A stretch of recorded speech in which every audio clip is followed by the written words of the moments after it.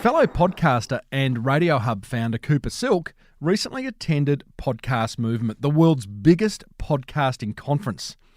And he's here to share what awesome podcasts look like and sound like in 2020 and beyond.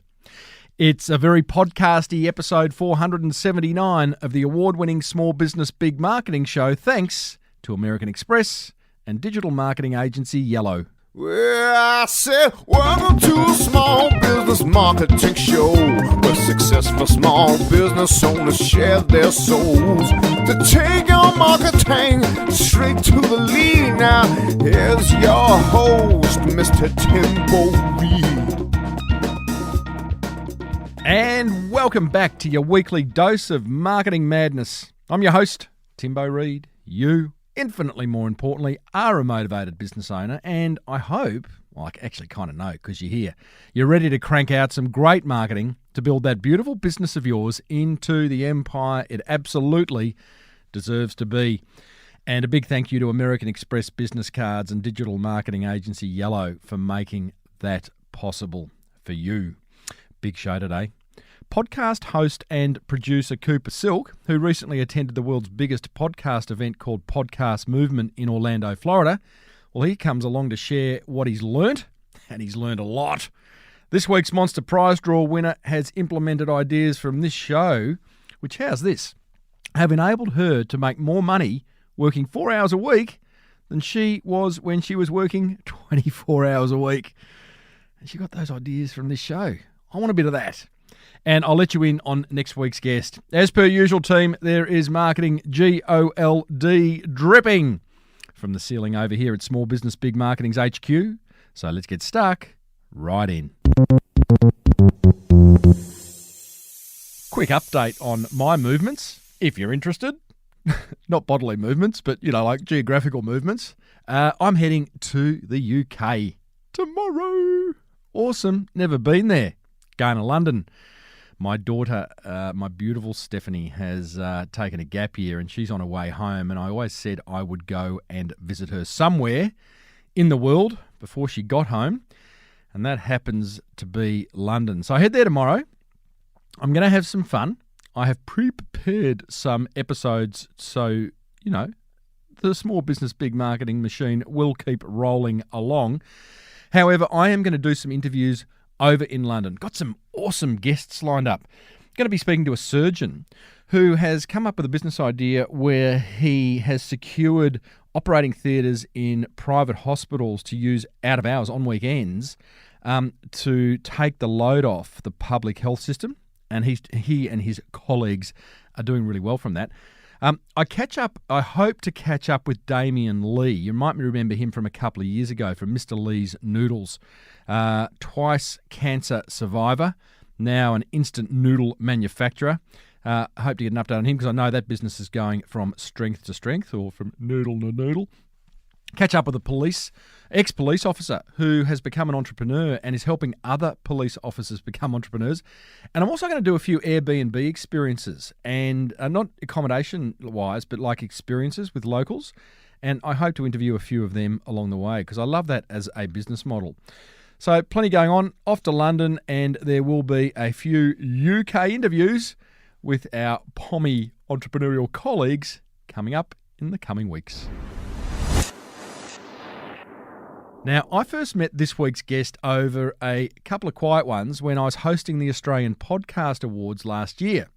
And we've hit it off ever since. He's an awesome bloke. I was going to say he's a horse. He's not a horse. He's an awesome bloke. Cooper Silk is the founder and owner of RadioHub, which is a high-end professional podcasting studio set up in Sydney.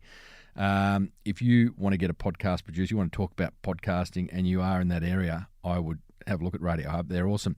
Cooper is also the host of Roosters Radio, which for all you Rugby League fans is a weekly podcast he puts together for his favourite team.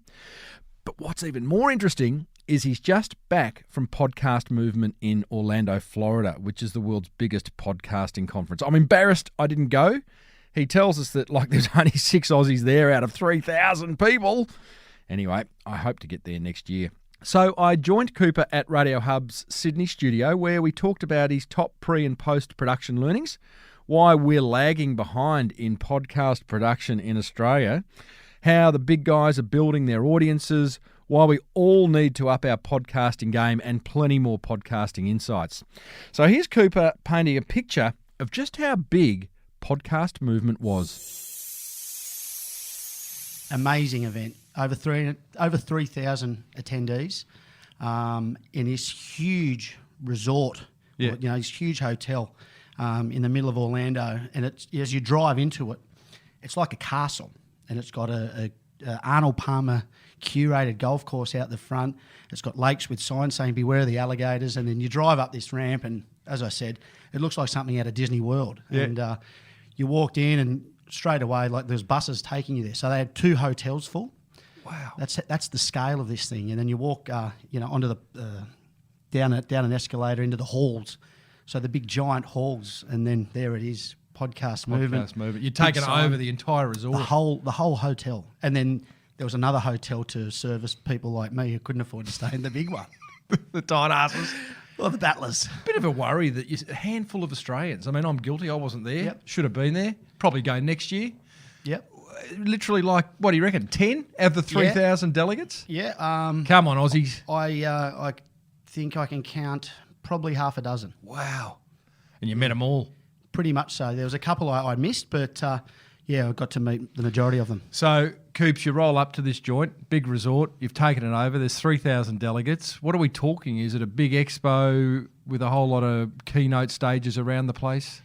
If you can imagine, like, the Las Vegas trade shows. So you're in a giant hotel on a big open floor, and around it a room. So when you walk into the main theatre part, there was a main stage, and then you walk into another doorway, and that was the showroom floor. And on the showroom floor were all the stalls from all the big companies. So there was tech companies, a lot of hosting companies, and smaller people from all parts of the world as well. And around the floor were different rooms. So there was roughly open air rooms or closed? Closed doors. So it was standing room only in the rooms. Yeah. That's how many people were there. So if there was 8 sessions going on at once, pretty much they were all full. So it's hard to get to every keynote. So a lot of planning. There was actually an event where before the event started, someone would tell you how to navigate it. Wow! So I had an app, and you'd pick if it whatever suited you, be it monetization, tech, starting out, industry. There was a heap of different categories, and you'd kind of just cherry pick what suited you and your reason for going there. What did it give you a sense that this podcasting thing has finally taken off? Well, I was on debut, so I hadn't been to any of the others. But speaking to people who had been, this was the first time that the big players were there. So Google, Spotify, as I said, some of the big hosting networks, they were all there. And so you could feel there was this sense of corporate takeover or professionalism. And for the independent podcasters like us, it was a little bit daunting. The bespoke podcasters all of a sudden having to compete with the big guys. And we're seeing that here. I mean, all the big media companies, there's not a radio station that doesn't at the end of one of their shows say, you'll find the playback version or the podcast version over at such and such website. So that's kind of that's interesting in itself. So we are seeing a whole lot of big boys come along, and that kind of raises the bar for people like you and I, and for my audience, business owners who are wanting to create a podcast. Should we be worried? No. For me, it was a bit of a kick in the pants, and I realised that if you want to compete with the big media companies, you've got to lift your game. We'll probably talk about it later or touch on it later, but having them there and hearing them at the keynotes, you realise we're a long way away. And if you want to... In Australia? Correct, yeah. And we're probably a little bit behind, but I think most of us have been in the game long enough kind of know that. Yeah. So it's what do you have to do to compete with the big networks? Just to give a sense of size before we talk about some of your learnings or all of your learnings, how many kind of exhibitors? Are we talking 50? Rows. Yeah, maybe 50, maybe 30. That's not huge. I mean, rows, mate. I mean, I was thinking of some kind of Chinese bloody product fair, Maybe 10 rows of, say, 10. Mate, I've told you 8 billion times not to exaggerate. Yeah. Well, I mean, it's hard to...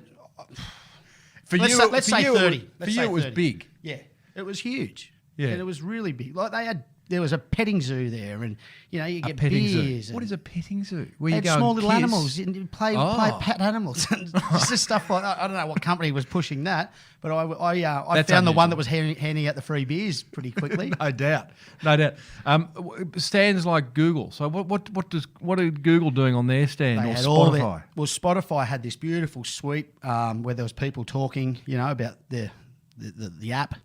I suppose how you can actually get your podcast onto it. So remember, there's a lot of people who are just starting out podcasting. So, from Google, they had all the different phones, and obviously they've in Google recent Play. times gone all in as well by way of SEO and searching for podcasts now. So they were doing they did a keynote on that. But Just tell me about that. I actually didn't go to that discussion, but a lot of the talk. Is it just me, or that would have been one of the major ones to go to, like SEO for podcasts? Well, what happens is, as a member, what happens is you get recordings of all the events afterwards. So I only got that last week. So what I will do is sit down and watch them all. Okay. But honestly, there's probably 100 keynotes or 50 keynotes or something like that. So you just can't get to everything. All right. I want to break it down, and the way we're going to do this in terms of your learnings, and feel free to ask me questions along the way of my learnings, even though I wasn't there. But let's have a good podcast discussion that at the end of this, the listener is going to think, okay, there's some things I've learned that are around best practice in 2019 going into 2020 if I have a podcast or I'm going to start a podcast. I want to break it down into pre-production, and then the actual production of the podcast, and then post-production, okay? And then we'll just kind of go tick for tack. Yep. So pre-production, big aha moments for you, or just learnings where you've kind of kicked yourself and gone, oh, Coops, how'd I miss that? So I'll take it back a step and probably set the scene by saying what I went there for. So my goal was to have three conversations where I'd take something back that I can implement here at RadioHub. So I want to have three meaningful conversations with either tech companies, marketing, and find out best practice by way of marketing, and find out what the big guys are doing so that we can compete down here in Australia. So from that point, I was lucky enough to speak to some of the big CEOs from the tech companies, be it Blueberry.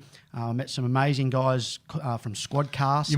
You need to say who these people are. Blueberry is a hosting service. It's a hosting service, where you upload your media file in order to then get your media player and your analytics and all that kind of stuff. I use Omni. Yeah, Omni were there as well. Yeah, so they were there. You could use SoundCloud. You could use... there was Simplecast. There was Libsyn, Podbean. They were all there. They're all there. Whooshka. Rob was there kind of walking around as well. So all the hosts, and there's some big ones coming out with, there's a company called Himalaya, which is supposed to have had like 100 million pumped into it from venture capital. So there's, a lot of money being thrown into this space. So they were all there, and you got to meet these guys. I also got to meet the creators of Spreaker, which is the first platform that I ever used back in about 2012. Italian guys, they were really cool. And then there was some of the new apps or platforms that are being produced. So many people may or may not have heard of Squadcast. For those that do remote recordings, with their guests via Zoom or Skype, Squadcast is pretty much built for podcasters, and it's a better quality audio. It's a multi-track recording. So from what I can gather, and the Squadcast hit me up a few months ago, and because I think they're based in New York or something. I just couldn't get LA. I couldn't get the timings right, but I've had a look at it. It looks pretty awesome. Have you used it? No, I've locked in a meeting with the guy to have a sit down and get shown how to use it properly. So, but it is worth understanding what that is. So Squadcast, right now I do most of my remote interviews using Skype, and I use Skype Call Recorder to record. You use Zoom. From what I've seen with Squadcast, you can go, okay, I want to do an interview. You go and open up a file within Squadcast. It gives you a link that I then send to you as my guest who's elsewhere, not with me, in the world somewhere. You open that link and then we can start recording, and then it spits back to us, or to me, the host, a file with split tracks. So it's got you, it's got me. We can edit either side. From what I can tell, the audio quality is primo. That's its selling point. That's what they're all in. So it's all about having good quality audio, and you can also see your guest.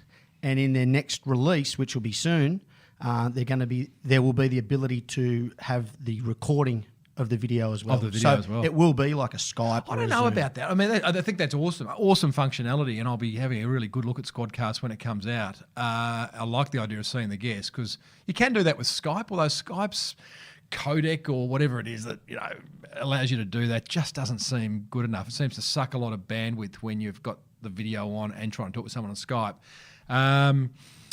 I forgot what I was going to say about Squadcast, except to say that I'm looking forward to using it because I still think no one's cracked the egg on that kind of remote interview technology. I like the ability to use the video because you can use that as part of your marketing. So for a trailer purpose. That's it. I think just a little clip. Yeah. I mean, Joe Rogan does video. Yep. And it's actually pretty good, although I don't sit there and watch the entire 2.5, 3 hour episodes of Joe Rogan on video, but he does it really well on YouTube where he takes 5, 6, 7 minute grabs of a particular question that he asks his guest and cuts them up. That to me, we're talking podcast best practice. Yep. That is awesome because it kind of allows you to dip into a show and then, if you like what you're hearing, obviously go and download the whole episode. Well, on that point, one of the big discussions was multimedia. So we're in the audio space, but more and more people are starting to use video, live streaming. And I suppose it lends itself to say, well, where's my audience? So if your audience is on YouTube, you may as well use video. Or if they're on Facebook, use Facebook Live. We've been doing a couple of tests since I've come back last week, and I'm seeing some really big numbers when we're doing a stream. Okay. Like in the thousands. So what are you doing? So is this for Roosters Radio? This is for Roosters Radio. So we do the podcast with the Sydney Roosters. Tested this last week, as a matter of fact, or this week, where we had one of the players on the phone, set up the stream, Facebook Live. During the recording of the interview, probably had around 20 to 30 people in real time. Since we've uploaded and shared it, it's in the thousands now. So a couple of thousand, 2,000. So just again, I'm going to go specific here. You have got a player at home, remotely. He's on his phone on a Facebook Live with you. No. So we've called him using the Rode Procaster. Yes. So we've got the input or the phone output. Yep. Plugged into a adapter, which is plugged into an iPad. You want to get any geekier? Well, this is the thing, right? And then we use an app called Switcher Studio, and that is then broadcast through to Facebook. Mm-hmm. So we have a Roosters Radio Facebook page. Yep. So we're getting the audio quality from the mixer coming straight in via the adapter into the iPad, which is then streaming live. Geez, that's complicated. It's actually not. It's actually not. I guess once you've done it and once you've seen it, I guess people listening, including me, went a little cross-eyed. It'd be fair to say just ever so slightly cross-eyed as you talk. And I guess one of the things for me in podcasting and representing small business owners, I'm so keen. I mean, nothing brings me more joy than a listener saying, I've just started my podcast, Timbo, and I'm loving it and it's working for my business. The problem is some of this stuff that we talk about does feel a little bit complicated. So the more we can do to kind of simplify that, the better. Where do you sit with the video aspect of your podcast? I don't do a lot of it. I did do one last week. I was down in Byron Bay talking to a fellow cedar. Not the surfer? The surfer? No, he didn't. He was in Noosa. He came up to me. No, I went down to Byron Bay, interviewed a fellow Cedar Anderson who created a product called Flow Hive. He disrupted the whole beekeeping industry. We didn't video us. We were in a wardrobe, his beekeeping suit wardrobe. That's where we were recording because it gave the best acoustic. But he was very keen to do a Facebook Live afterwards. And I mean, again, it was me saying, hey, I've just down here in Byron Bay, Cedar Anderson, let's have a look at his invention and have a bit of a chat. And that certainly that got views in the hundreds. Yep. And I would have thought more, but I can understand why I didn't now because it was actually a video about beekeeping and not about podcasting. Yep. But I know from my learning, and I think you're going to talk about this, is that audiences really want to engage with the host. Yeah, absolutely. So anything you can do, either one-on-one or a Facebook Live, one-to-many, to kind of, put yourself out there as a host is probably a good thing. What about we do one a little bit later? I can set up the stream. Righto. All right. Well, I've got so I can show you. Yeah, that'd be fun. Yeah, okay. We can do that. Yeah. And the other thing with video for me as a podcaster is I like audio, right? And it's like I've just made a hard decision. I haven't done a whole lot of video over the 10 years that my show's been around. I know when I do it, it's well accepted, but I'm just like, no, I like audio, and I'm going to stick to that. And I can imagine doing next year. I have plans to do a little bit more behind the scenes and to take people, and show people stuff that I just kind of take for granted or think is boring, but actual people are interested in seeing. That's a great point. We'll touch on. Okay, let's just go back to. But just on Joe Rogan, just quickly. Joey, so he's the number one podcaster in the world. Was he at Podcast Movement? No, he wasn't. But the fact that he's doing video, maybe that explains something. Maybe it does. I mean, he's got a pretty serious setup. I mean, It's actually not. It's pretty much 3 cameras. One's a wide shot, one's on him, one's on his guest. To me, that's a serious setup. Someone's got to edit. Someone's got to take that raw footage and create something from it. Yeah. So not for the faint-hearted. I think it looks good. I mean, way he has got it set up, it's kind of a balance between high production and just kind of grungy, let's just get this out production, which is a good thing.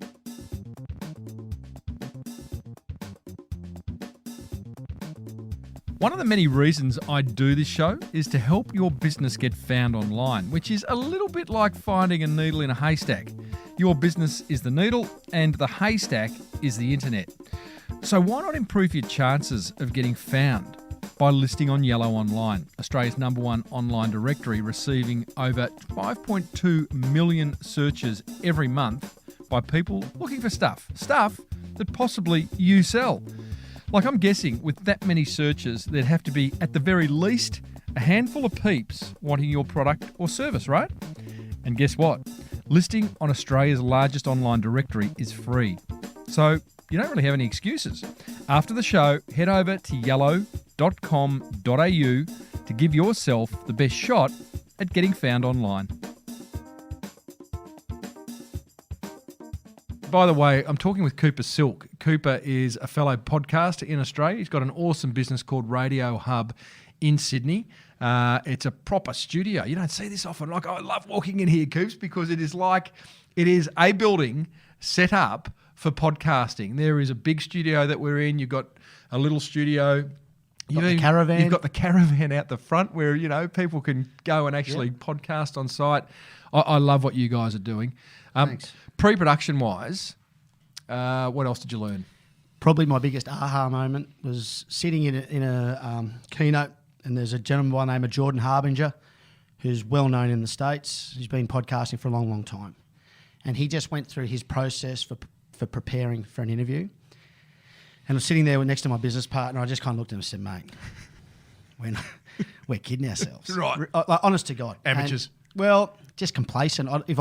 If I'm being really honest, I think we've just got comfortable and we've got complacent. And we're just used to doing the same thing week in, week out. Righto. And that reflects on our customers too. What's Jordan Harbinger's process for preparing an episode? Scare me. Well, he's big on really prepping his topic. And so he said it's not, and this is his quote, but it's not good enough to just walk in and start talking. It leads to long rambles. Hand up here, I'm guilty of that. So his process is when he's searching for a guest, he'll go into video, he'll go into LinkedIn, find out something unique about that person, and it really shows that you've done your work. He also talked about scripting. I know some people aren't fans of writing a script. I know you do, I know I do.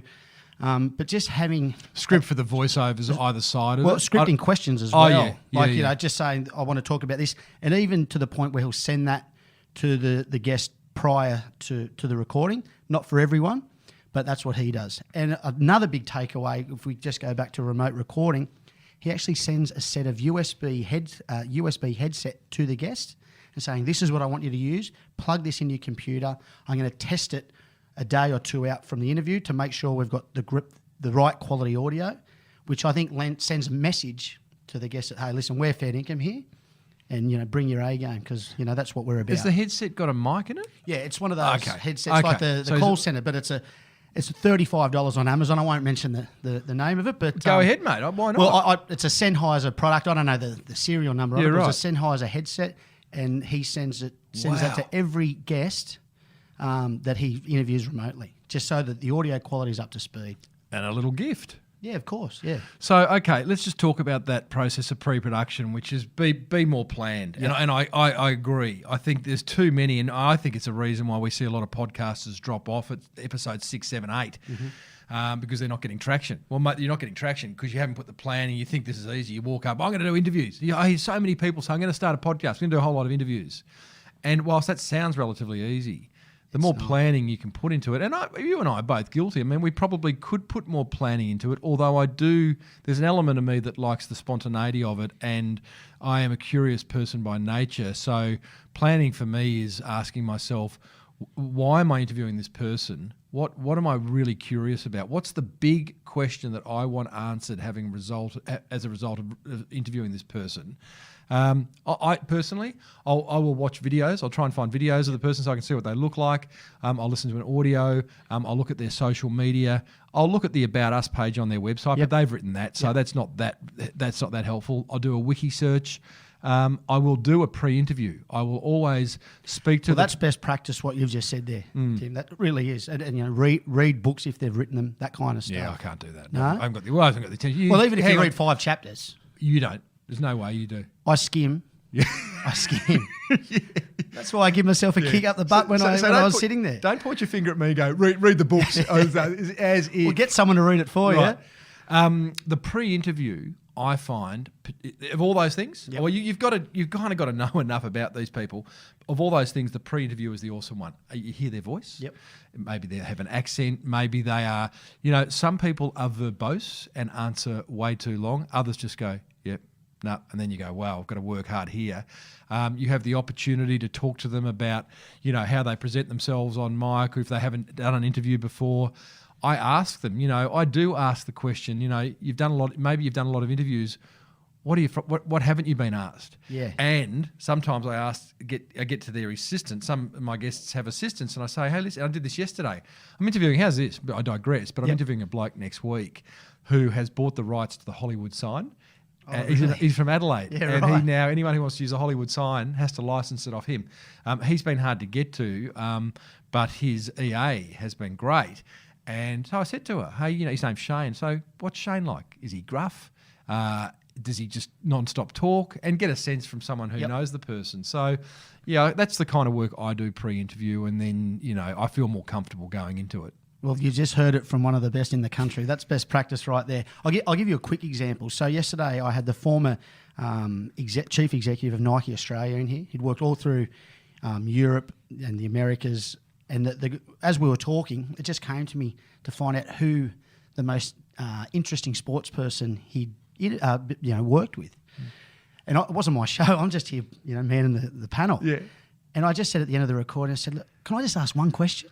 He said, yeah, what's that? I said, who's the most interesting sports star you went? And obviously the host went, put it in, let's put it in. Great. And it just so happened, he worked with Jordan, he had Kathy Freeman, but he had a great story to tell about Michael Schumacher. So, that just lends itself again to just doing a bit of research around who you're talking to. All you did then was express your curiosity. Correct. Right? So if you are interviewing, you have to be curious, and you have to, and then in the back of my mind, the other thing I do is ask myself, what would my listeners want to hear? Because generally I think what I ask is what my listeners want to hear. And that's perfect. Yeah. So, okay. So good. So good prep. Any other sort of I love the idea of sending out a headset. I thought that was really cool. Yeah. Because that's very, it is hard to control, with guests who often I'm interviewing people who haven't been interviewed a lot. And I do send them a link. I have a little link on my website that sort of says, to ensure best audio quality, please wear headphones, because don't use hands-free speakers, because that'll feed back in and I'll hear myself. And it's not up to them. No, really. It's not. It is really up to you to make sure that the audio coming from their end is up to scratch. Because how many times has it happened where they've got no headset, they're talking to their computer, you can hear the fan of the computer in the background, and it's just not nice to listen to. No, it's not good for the listener either. Any other pre-production tips?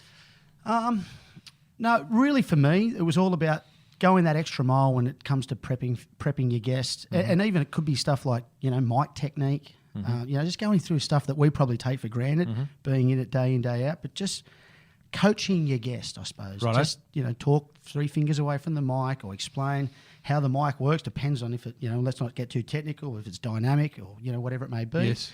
But yeah, just little things like that. Was there any discussion around format of shows? Because we talked a lot about interviews here, but there's one-on-one, there's just a co-hosts having a bit of banter, there's a listener question format, there's what I call the soapbox format where you just get up and express opinions. There's a lot of different formats. Was there anything around that or not really? Not that I sat in on. And because I don't want people going straight to interviews. Interviews is just the sort of default. I'm going to do a podcast and it's going to be interview-based. We both do that, but it doesn't mean it's the right thing to do. There are other ways of structuring. I sat in on the ESPN panel where they talk. So if you're a sports fan, you would have heard of the 30 for 30 series. Mm-hmm. And the producer was talking about that. So that's an audio story. And it was talking about the former owner of the LA Clippers. But it actually took her 3 years to create. Yeah. And it was really interesting to kind of just sit in and hear the story of how long and the journey and the trust that they had to build. So, that's a different style of podcast altogether. That's that, audio story style, which is big, and that's in that crime. True crime do it a lot. In fact, I had a guest a few months ago, Catherine Maslin, who's a naturopath. She's put together an audio series on gut health, and they are stories. And, anyone who I speak to who puts together audio stories or these audio documentaries, 30 minutes of a 30-minute episode has generally got hours and hours and sound hours. Design. Yeah. Sound design's huge. Of tape and sound design. All that stuff. Yeah, okay. Coops, let's move into production. What do we learn? Any aha moments around the actual production of an episode? Other than what I touched on earlier with Squadcast, that was the biggest aha moment for me. The fact that it's built specifically for podcasters. Mm-hmm. And this is more, once again, about audio quality. I think, we should be focusing on that because there's so many people podcasting. If the audio quality is poor, I switch off. Yep. So, I think have a look at it. There is no excuse because, I think, again, podcasters, we listen to podcasts when we're driving in a train, walking the dog, at the gym, in a cafe, and we are competing with ambient noise. So our audio production has to be spot on. And as you say, there are so many podcasts coming online these days that one point of difference is the quality. And I don't just mean the audio quality, but even the sound design, the use of music beds, the way, the beat of a podcast where, I'm doing this show for American Express at the moment called Idea Exchange. And one of the things that I've made a point of with my editor, James, is to punctuate certain points with maybe a silence or a little music bed that kind of fades up. And then that's a little gear change where we know, okay, that's the end of a particular discussion. A reset. Yep. We're moving into a new discussion, and things like that take us into a more professional land, which is good given all these commercial big networks are getting on board podcasting. Another small point that I kind of picked up on is giving your audience 3 takeaways from each episode, which can be difficult, right? But if you can focus on that, be difficult?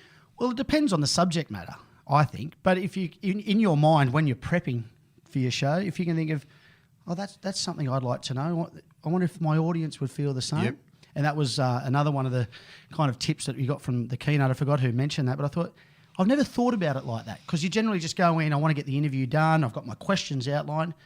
But I never think, and you do this well, Tim, you've got your takeaways. Top 3 attention grabbers. Well, how do you do that? So is that something you think about before you do your interview? No, I know that I've got to get top 3. Right. And as my guest is talking and they say something, I actually write. I have a little section of my notepad in front of me where I do write. That grabbed my attention. I'll write it down. So when it's time to write the show notes and time to do the wrap up, I just go straight to them. I'll share a story. I remember listening to your Rand Fishkin podcast where I literally stopped the car, pulled over, turned the podcast off so I could go into the notes because it's talking about SEO. So I'm sure plenty of people who listen to your podcast who are podcasters have had that pull over for a minute and taken notes. Yeah. So that's that takeaway that you focus on 1, 2, but the idea was 3, but I think 2 would be good enough. Yeah, just the learnings. And okay, so production-wise, we'll come to show notes because that's really post-production. Yeah.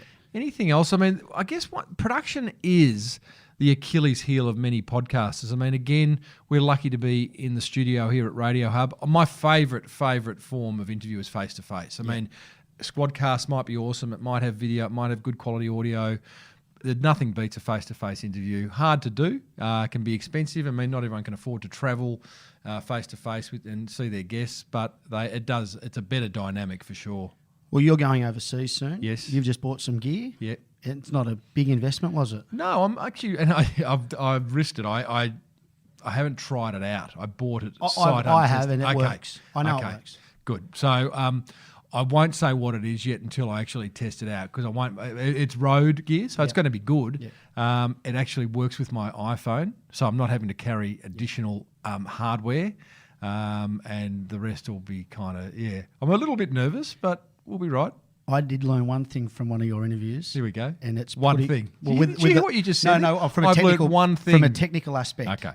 When it comes to the lav mic, depending on what the person's wearing, a bit of tape or blue tack underneath the mic to stop and actually tape the cord. The cord. You know the I'm talking about, because right? it rustles. It just rustles. So you can tape the cord to your clothing. Yeah. And put just roll a bit of tape so it sticks to your collar. Yeah. And then you can put your microphone on that. These are all, these are the little 1%ers that lead to an infinitely better outcome. And that old saying, 1 + 1 = 11, this is where it's coming into play because, again, and I'm thinking about the small business owner listening to this who's thinking of going off and doing a podcast or a YouTube channel. Yep. The same, what we're talking about here applies just as equally to video. It's getting these little 1%ers right. And I can tell you, you and I don't come from a media background. No. Long way away. You've got a great head for podcasting. Do. But the reality Thanks, is... Robert Redford. Is that Robert Redford back in the day or now? Oh, yeah, now. Yeah, thanks.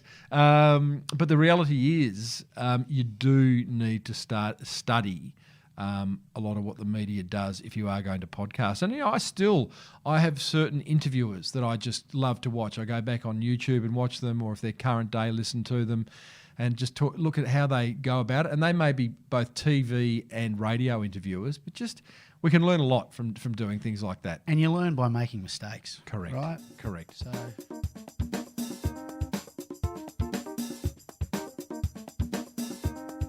How's your cash flow management going? It's certainly not my strong suit. For the first few years of business, I thought my accountant told me to spend more than I earned. Got that wrong, didn't I? Fortunately, American Express business cards are built specifically with business owners just like you and I in mind. Their cards can be used to pay for everyday business purchases, helping you manage your business's cash flow whilst earning rewards along the way. Both their credit and charge cards provide up to 51 days interest-free, reward points that you can convert to travel, gift cards, or pay down the balance on your card. Plus, some of their cards are tailored for you to earn Qantas or Virgin Australia points directly. Gotta love that. We all need a bit of a holiday, I reckon. To find out more and get your cash flow under control, Google Amex Business after the show. We are talking with Cooper Silk from radiohub.com.au. Beautiful setup here in, where are we? Alexandria. Sounds posh, it's not. But it's getting there. Yeah, it'll be gentrified at some point. Oh, it is. But I tell you what, if you are wanting to record a podcast of any particular sort and you're in the Sydney area, this is a place to go. I'd even fly here, Coops, just to kind of, I have, you have. made my way down from Noosa. So let's talk post-production. So we've now produced an episode and it's time to get it out there. Aha moments from podcast movement. They started talking about a platform called Descript.com. Haven't used it yet. Once again, I've sent an email to the CEO to have the one-on-one tutorial because I am going to use these software platforms. Mm-hmm. It's just I want to be taught the right way. Mm-hmm. What's it do? So many of us are familiar with you get your MP3 file, WAV format, whatever it may be, and we upload it to a service to transcribe. Mm-hmm. That Descript is one of those. But what it also does is it includes the WAV file at the bottom. So as it's transcribing, if there's a segment of the interview where you're reading it and you don't want to use it, you just highlight it, press delete, and it removes it from the audio track. Removes it from the document and from the audio track. Correct. Jeez, that's clever. Yeah, I thought so. Yeah. It's a robot transcription service. It's AI. I'm using one too. I use Trint, and it's so do I. Probably 85%. Yeah. So they said it's 95. I would probably say 85. Once you get that sorted. But I think I edit with my eyes. So when you do edit, depending on what door you use, you can actually tell when there's an or someone's studying, so you know how to highlight that. This way, you're actually doing two jobs at once. So you're actually transcribing. Now, there's going to be words that aren't right and whatnot, but if there's something that you don't want to use, and particularly when you're working for a client and they want to move questions around, and that's the other beauty of it, you can highlight a whole this audio as well. So this question this discussion we're having right now, we can put it to the back, to the front, whatever it may be. So I thought that was a bit of a game changer. Still want to challenge it on how it actually makes the cut, because, you know, we've got noise floor or the ambient noise when we're not talking. Yes. How that looks from a listener's perspective. Mate, there wouldn't be too many episodes you do when it's like quiet like that. Yeah, that's right. You know, you're pretty good at filling the gaps. You and I both are. I don't mind a bit of silence though. There is a way, you know, it can be very well used to punctuate a point and before one moves on. I used to have it written on the board. It was a quote by Richie Benno: engage the brain before opening one's mouth. I love it. So we know you get excited during an interview and you go, and what else happened? Tell me more. Yeah. And they don't finish what they were saying. So I think that's a huge tip for anyone starting out, is to listen more. Well, you know, full disclosure here, I did an interview about a year ago or a year and a half ago with Richard Stubbs, the well-known Australian comedian, radio host. In fact, in my eyes, one of the better interviewers in Australia.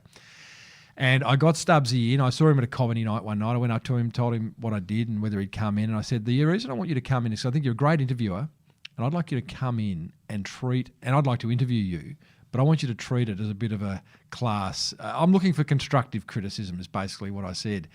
And so as I'm interviewing him, I gave him permission to pull me up on things. And his best advice to me was, you need to listen more.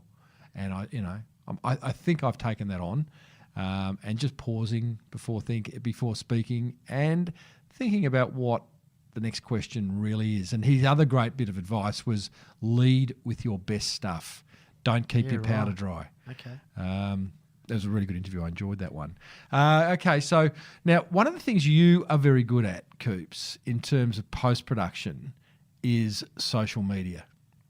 I reckon you have nailed it for Roosters Radio and for the other clients. I guess you're applying those learnings to businesses whose podcasts you are producing. Maybe take us through a typical social media campaign for one episode. How do you push it out?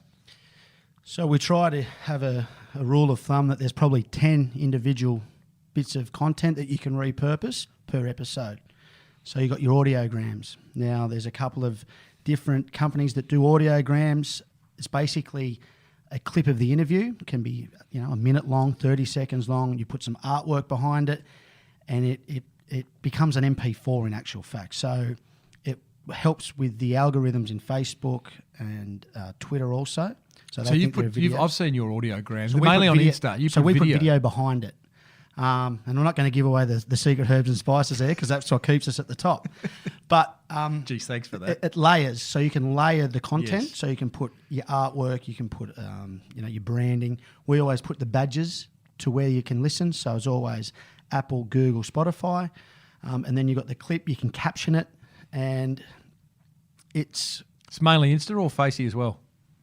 Both. Mm-hmm. So I give that back to the client for them to do with it what they choose. Now, the upside of these audiograms, two things. They look pretty specky. Yeah. They look really nice, but it also allows the person to listen to the show within their social media platform, which, A, is useful for them, and that's got to be the most important thing, but also Insta and Facey love that because you're not taking them, you're not suggesting, hey, time to leave Instagram or Facebook and head off to my website. So as long as the podcast has its own Instagram page, yes, and you got the link in the bio, I always use something along the lines of new episode here, and obviously it's a clip or with a quote.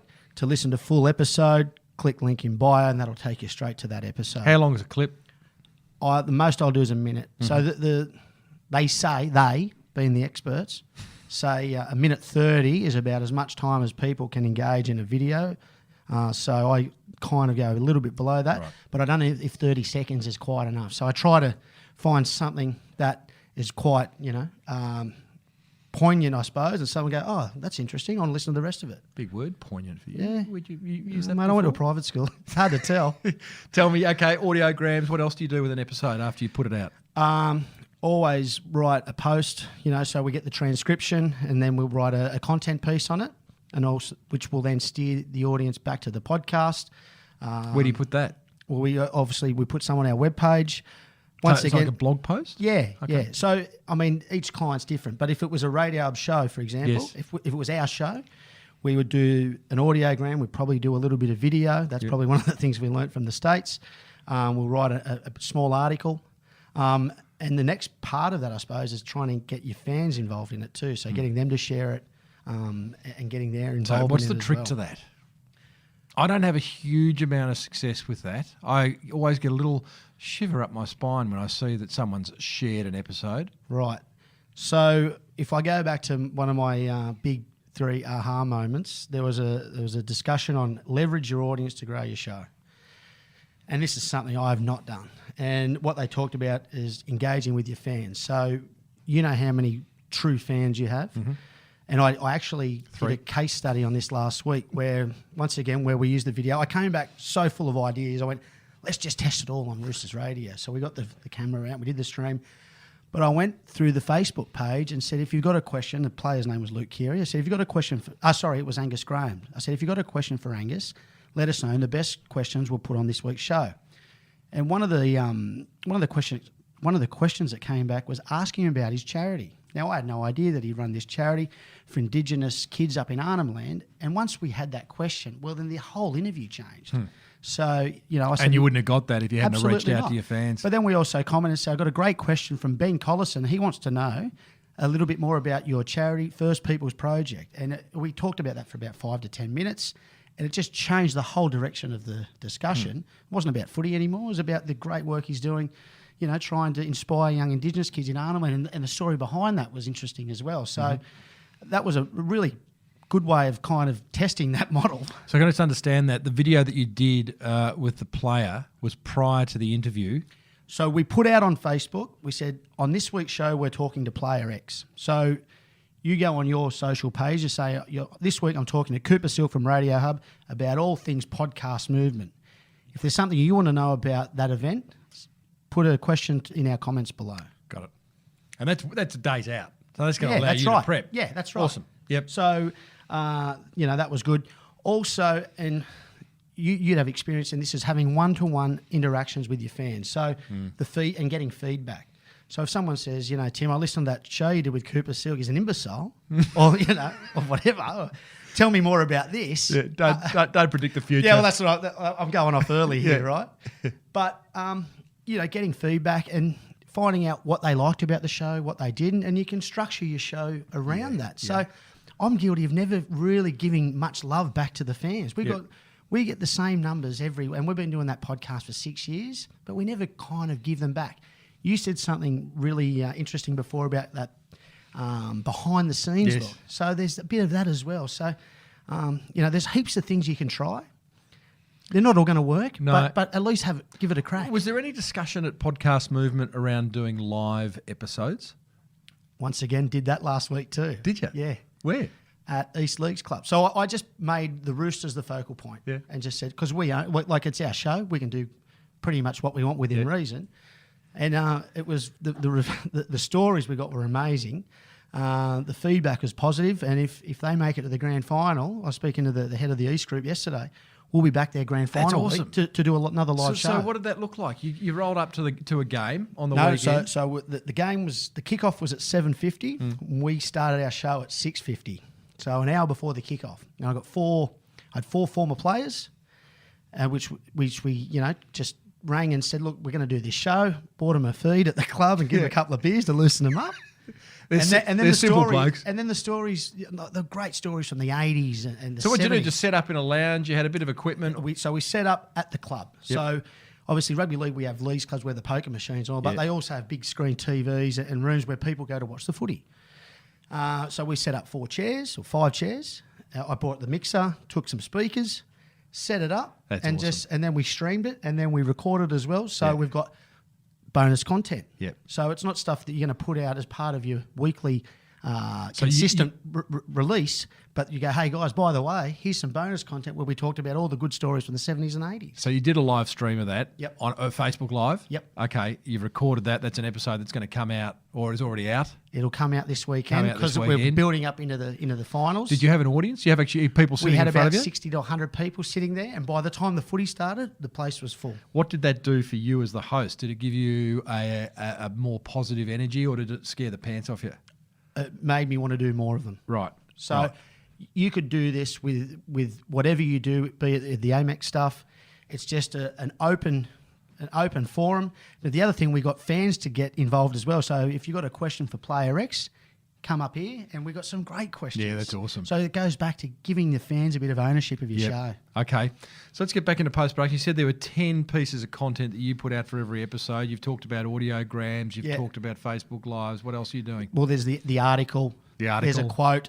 Yeah. You know, there's a social media posters. Yeah. So, you know, you might use 5 individual. So you got your video, you got your audiograms, you got an image with a quote that you've been doing that for years. So you get 2 of them out a week. Yep. There's your 10 pieces. Do you have an email list?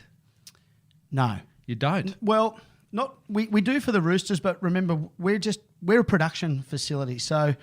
We don't own their audience. Have they got an email list? Some do, some don't. Do the Roosters email episodes out to their members? It goes on their members? website, and it does. It goes out via a newsletter. So the other thing as well is the EDM. So depending on what host you use, and depending on who you use to send out your emails, if it's MailChimp or whoever it may be, you can embed your media player into your EDM, and then your audience can listen that way. For people who don't know what a podcast is, of which there's still plenty of them. Mate, there is. Well, I was saying this to someone last night. I think if you walk out on the street these days and ask 100 people, have you heard of a podcast? I'm going to say probably 90 out of 100 are going to say yes. I've got the statistic. The number's 83%. There you go.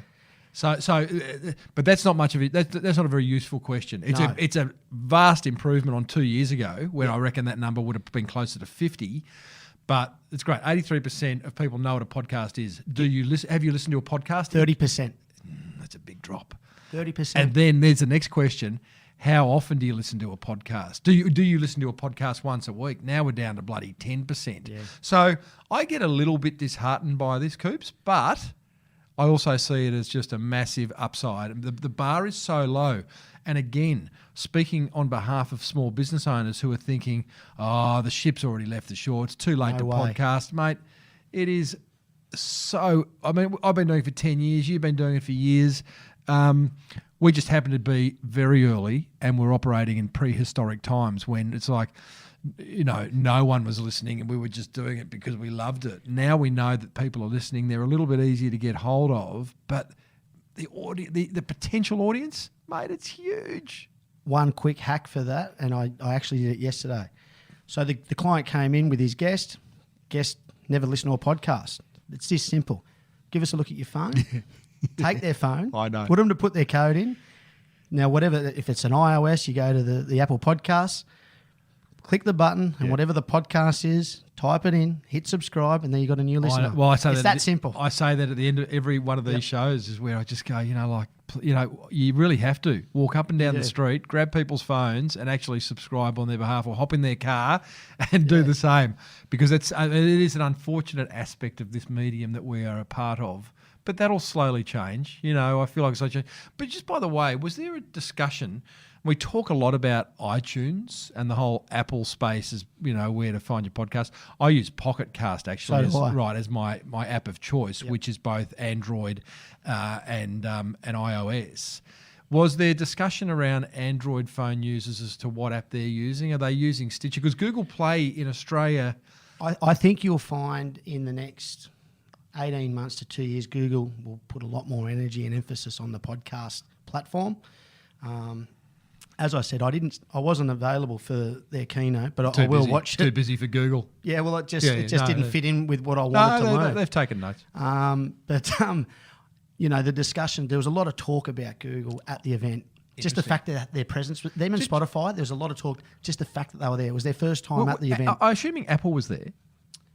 I can't think of seeing them with a stand. That's really probably interesting.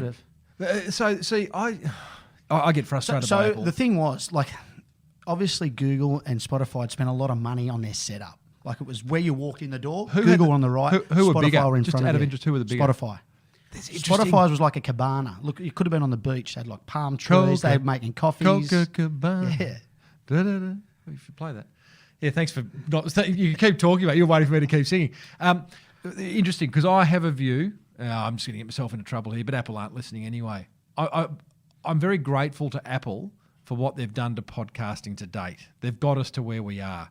We look at the ladder there to see who's ranking how and where, and they are have been the big podcast daddy of them all. I don't reckon they've given the medium a lot of love over the years. However, from what I understand, it's a bit of a two-edged sword, because if they do give it a lot of love, it may become a bit of a Facebook thing where they're going to ask us to boost our episodes and order, pay to play almost. And right now I don't really want to do that because I'm not seeing a lot of love coming from Apple. My other personal frustration with Apple is very ego-driven. But you know how they have the banners going across the top of iTunes promoting podcasts? I've never had one. 10 years, I have never had one. I can help you there. Stop it. I Stop truly it, can. mate. Do not promise what you Honestly. can't deliver. Now Honestly. here's my gripe. Hey, yeah, it hurts my ego that, geez, I've done so many podcasts and still haven't cracked a big banner on the Apple iTunes store. I would love to see that. There's Hang a on. form you fill. You have to fill a form. Hang in. on. Okay, well, you're going to help me with that.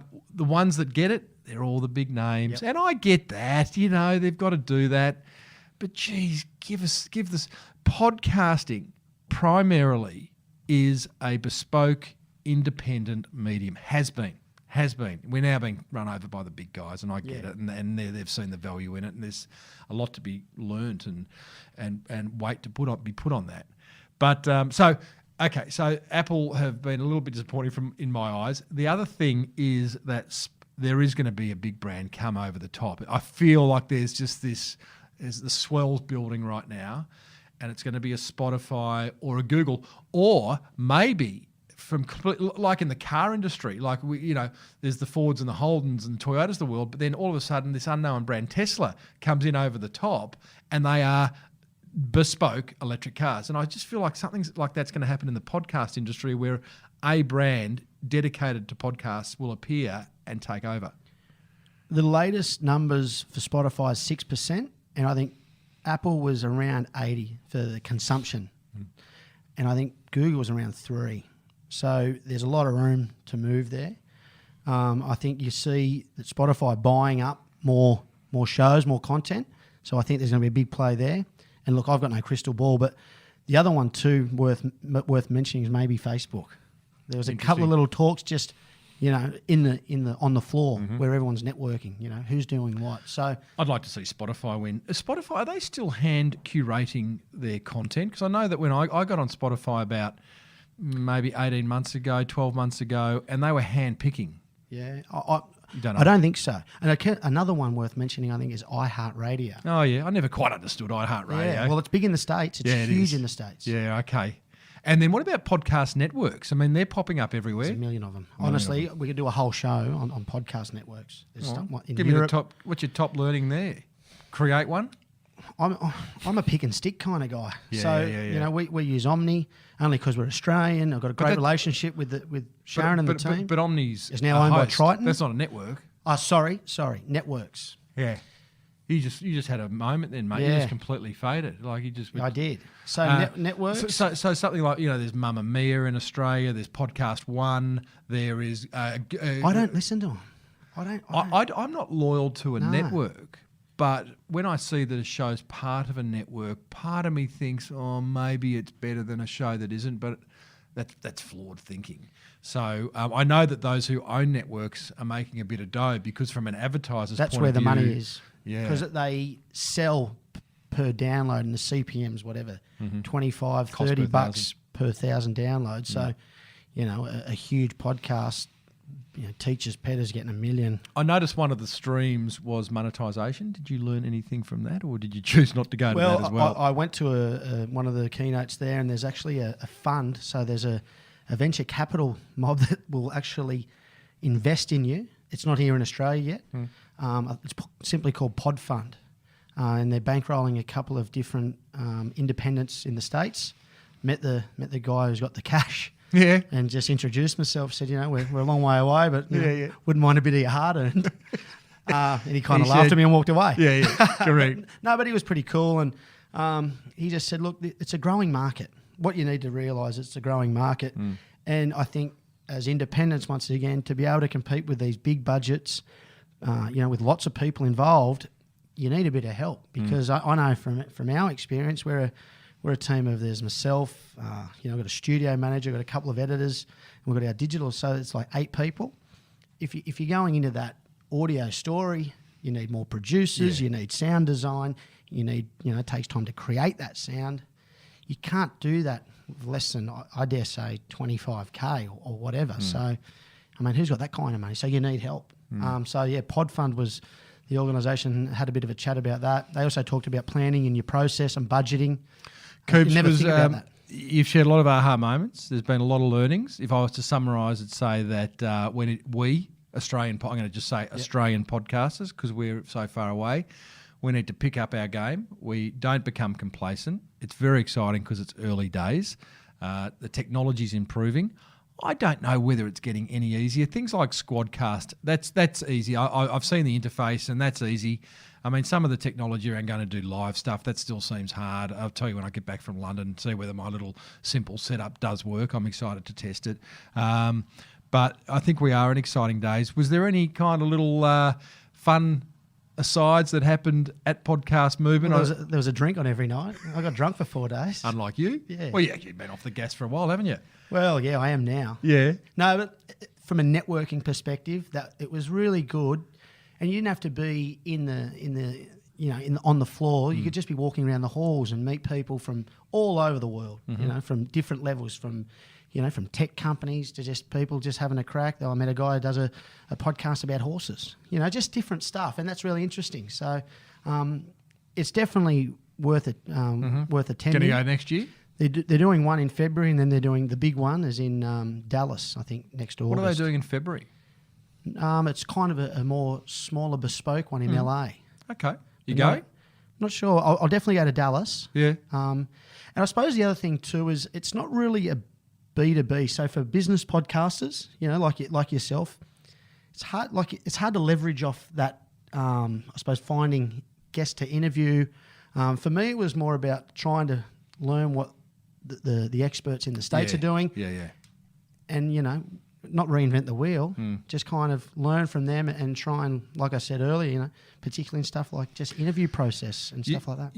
We're in the RadioHub studios right now. Do you feel, and you've spent a lot of time, I mean, this is the best podcast setup outside of going to a radio station or, these fancy big audio studios which are set up to do radio ads and voiceovers and all that. You are here to help podcasters. Yep. Do you feel like you're heading in the right direction? Yeah, I really do. It's good, mate. Yeah. Good on you. And just, you asked me a question before about that one key point, I guess. And I suppose from all my learnings, the big one for me is when it comes to marketing a podcast, there's no magic bullet.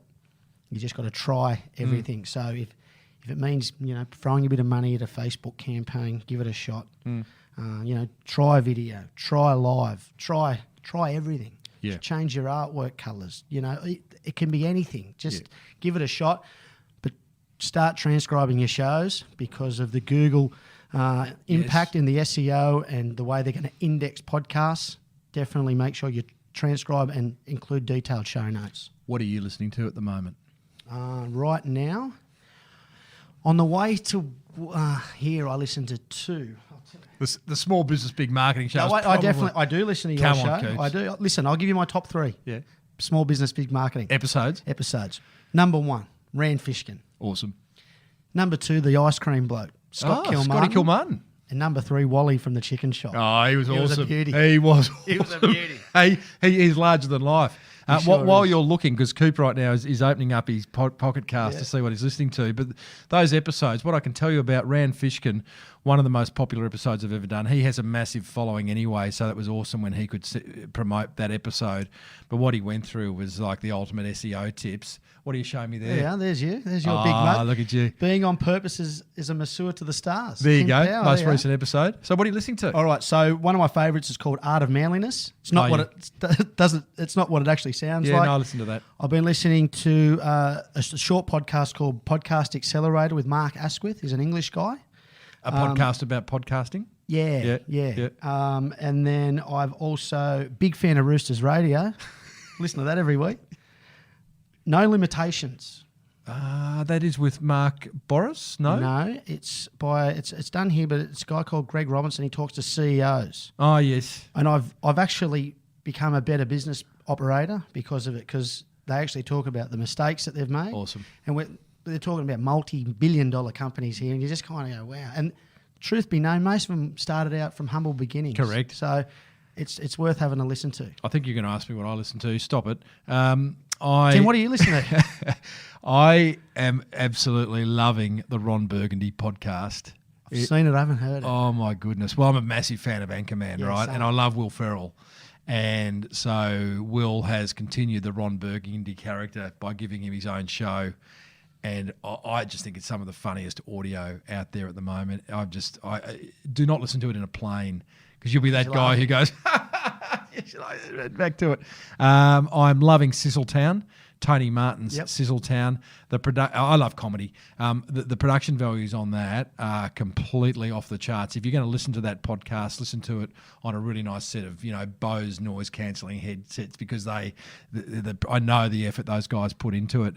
And I've really been enjoying a podcast that's no longer being produced. It's called the Nick Broadhurst Show. Nick was he was one of the lead singers of Sneaky Sound System back in the day.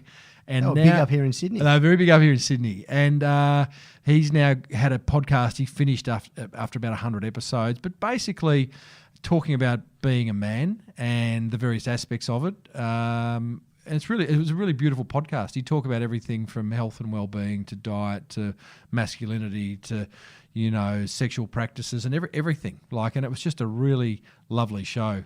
What about audiobooks? Because I've got into them recently too. Have you give the audiobook a test? No. You mate, stick to podcasts. Audiobooks I listen to podcasts all day. You know what I mean? No. Well, you can't read, so you have to read audio. Exactly right. Exactly right.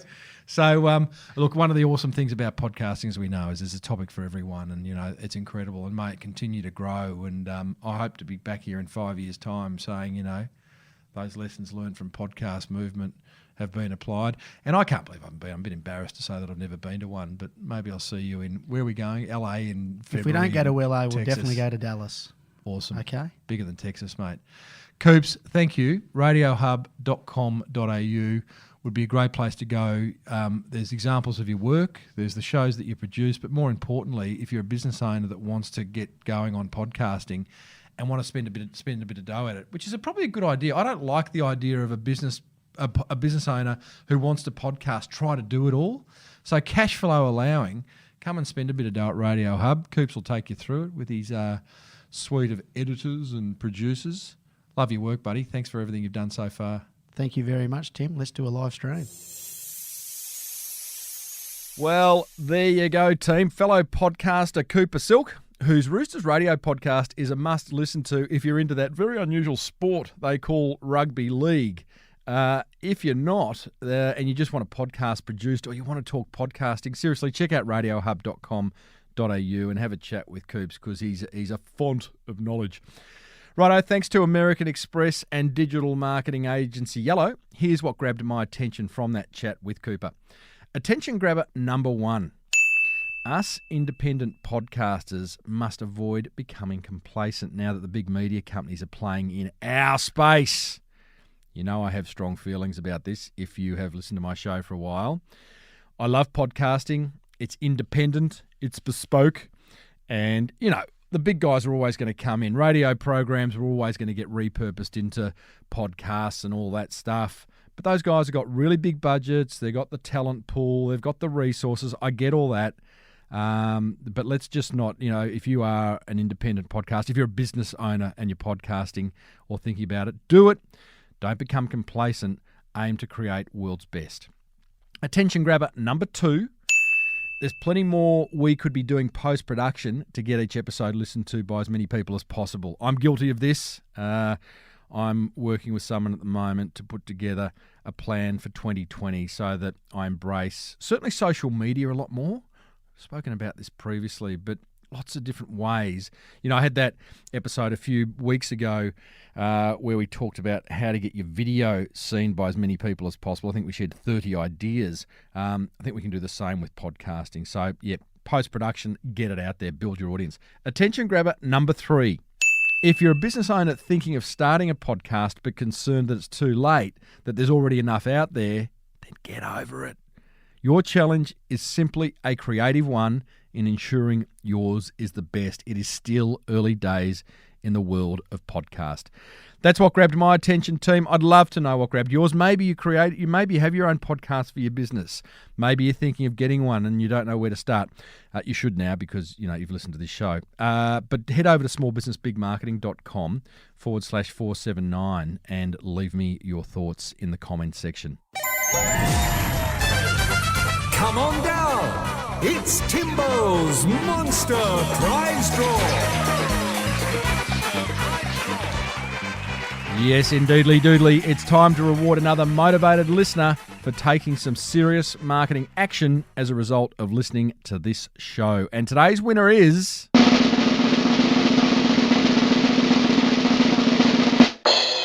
Chinese medicine practitioner Dr. Bianca Makuso of seedchinesemedicine.com. Now, Bianca has written me quite the email, but you know what? It's a really good email, and there's so many great learnings here for us in terms of ideas that she's learnt from this show that she's implemented with great success. So whilst I'm not going to read the entire email, it's a little bit longer than usual. Let me get it ready. Dear Tim, thank you so much for your podcast. I recently restarted my Chinese medicine practice after being on maternity leave for a year. I felt completely out of touch, so I figured I'd find a small business podcast while I refound my feet. I came across yours and was instantly hooked. I've binged listened to over 100 episodes in the last 6 months. I love you already, Bianca. You win. No, you can't win just for that. She goes on to say, I'm only working 4 hours a week because I want to spend time with my daughter. That's 4 hours seeing patients, but maybe 5 hours altogether, including admin work. Initially, I thought this was going to be so restrictive and that my business would have a cap as to how much I could bring in because I can only see so many patients in 4 hours. However, my business is now bigger than it was before I went on leave because of all the changes I've made thanks to your show. Oh, and here they are. Things I've implemented since listening to your podcast include niching down. It was terrifying because I didn't want to box myself in to only one type of treatment, but it's been a great decision. I'm now the specialist in cosmetics. I've also inadvertently become an expert in my field, and now other practitioners contact me for my opinion on cosmetic patients. This is also a touch point because I now have patients referred from other practitioners. Love it. Love a niche, an inch wide, a mile deep. Bianca, good work there. Next thing she's done, just getting things out there. When I returned from maternity leave, I wanted to redo my logo and my website, and on 4 hours a week, they were huge things and I didn't have the time. So I just went on to fiverr.com for my logo and got it done in 2 days and about 20 minutes of my time. Bang, just like that. Next thing, purchasing wholesale. I love this idea. I listened to your episode, Timbo, where that young boy discussed importing toys from China. That was Will Death, and reselling them. And I thought, I could do that. So I went on to Alibaba and tried to find a wholesaler for a Chinese medicine cosmetic product. It was a steep learning curve, but in the end, well worth it. And I've just sold all my stock from my first order and have placed a second order for 3 times as much stock. Awesome. Next idea. I told you this was long. There's 3 more ideas. Seriously. Selling wholesale. Business to business was an aspect of business that I thought would never be open to me because I always thought my job was for patients, B2C, or B2P really. I now sell 80% of my stock to other practitioners, and it's the easiest income stream of my entire business. Oh, Bianca, you're a genius. What's this podcast you're listening to?